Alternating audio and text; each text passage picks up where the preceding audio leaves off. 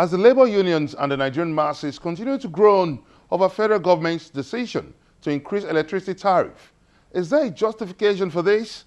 Welcome to Question Time. I'm Benga Ashiru.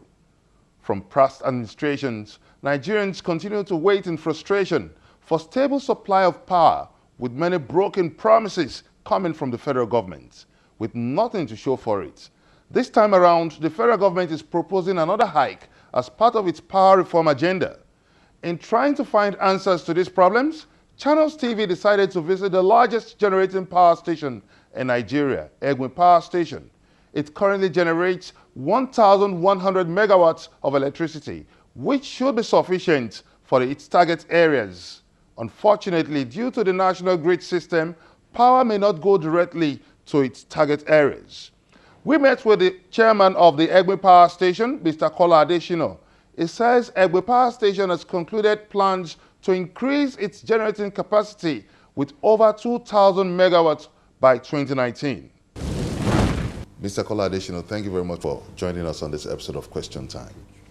Now, Egbe is the largest power generating station in the country, and many still wonder why power is yet to get to the consumers, and so much controversy over the installed capacity and the generating capacity. So could you put things into proper perspective? Okay, impact first and foremost is naturally incremental in nature. If you start out with the history of Egbe, which was constructed over a 3-year period, culminating in 1,320 megawatt installed capacity, up until the time when we took over the asset in 2013, when it was generating between 380 and 400 megawatts. And currently, it's doing 1,100 megawatts of electricity into the system.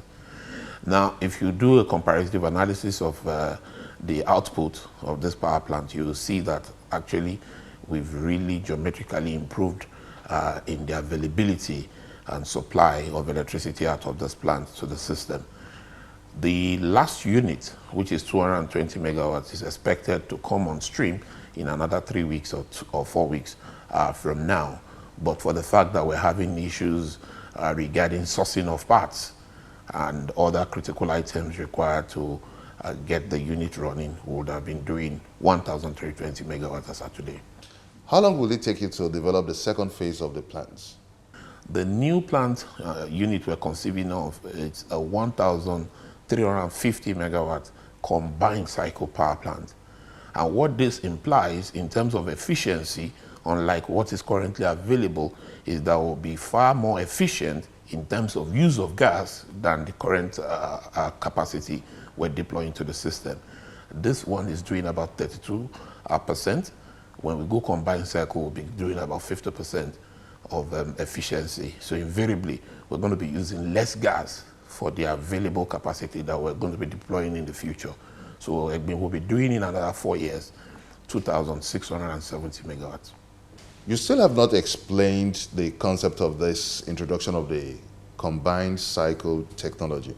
Okay, when you talk of generation of electricity, the key point that we all need to understand in terms of processes in the value chain are the following.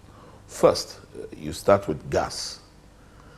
Before you even embark on gas the development for power generation, you have to do what you call the environmental social impact risk analysis of the location itself, whether it is fit to take power and deploy into the system in a safe and qualitative manner that will not in any way jeopardize the environment. So all that needs to happen.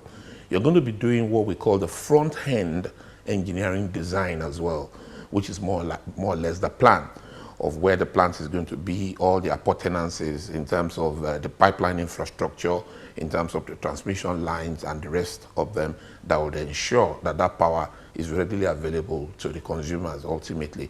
These are things that normally will go on. Now, with regards to gas itself, whether it's simple cycle or combined cycle, the quantum of gas that we use here today is about 394 million scoff of gas per day. Now, if it were to be a combined cycle power plant, we probably will require just about 250 million scoff per day. Invariably, we'll be using less gas to produce more power if we use newer technologies in generating electricity. That's where we're going ultimately, which is where and when we'll get to 2,670 megawatts I told you about earlier. Is the capital available? And tell us more about this new technology. Well, in terms of capital availability, that's a wrong approach to assessing needs and how those needs are to be met. Oftentimes, when people do estimation of how businesses crystallize into success, they always forget the starting point. The starting point is there a need for this particular product? Nigeria today is generating averagely 4,500, 4,700 megawatts. We did about 5,000 2 weeks ago. Now, with a population of 170 million people, now you take a trip down to South Africa, and you'll see that they're generating 49,000 megawatts of electricity for a population of just about 50 million to 60 million or so. So we're far, far way behind. Industries are not here as they are in South Africa. The mining sector in South Africa is heavy. Invariably, the need for electricity is higher than that of Nigeria.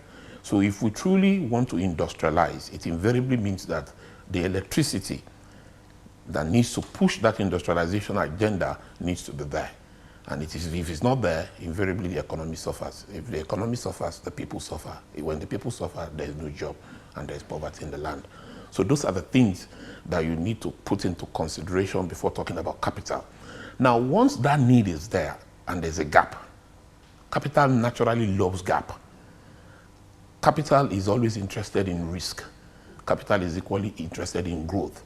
Capital is interested in profit. So wherever there are needs to be met in any system or society, capital naturally gravitates to those needs. So in terms of capital availability, there is capital. Now, whether the environment is now able to push that agenda through is a different ballgame, which is where government comes in. Now, the role of government is to create an enabling environment to ensure that people that want to put in capital have a high degree of certainty that that capital will return back to them with a profit, ultimately. Once this is in place, you can be readily assured of investment in any sector that presents such an opportunity. You can also join in this conversation by sending your comments on our various social media platforms. They are showing on your screen. Coming up on Question Time. What are the benefits of the introduced combined cycle technology for power generation? Find out from the chairman of a green power station after the break. Don't go away.